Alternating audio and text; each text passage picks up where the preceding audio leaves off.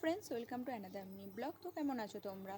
আজকে অনেক দিন পর তোমাদের সাথে ভিডিও আপলোড করছি, কারণ একটা ঘটনা ঘটেছিল। তো ঘটনাটা তোমাদের সাথে পরে শেয়ার করছি। আর সামনে যে সাদা পাখিটা আর হলুদ সবুজ পাখিটা মিটিং করছে, এই দুটো পাখির বয়স যেন 3 মাস। তবে 3 মাস বয়সের পাখিও মিটিংয়ের পর ডিম দিয়েছে, সেটা তোমাদেরকে দেখাবো। আর হচ্ছে যেই ঘটনাটা ঘটেছে সেটা এবার বলি। এই দেখতে পাচ্ছি যে হলুদ সবুজ পাখিটার সামনে এটা, দেন আরেকটা পাখি আছে নীল পাখি। এই যে এই দুটো পাখি না আমার একই দিনে উড়ে যায়। এবার উড়ে যায় না কেউ নিয়ে যায় জানি না।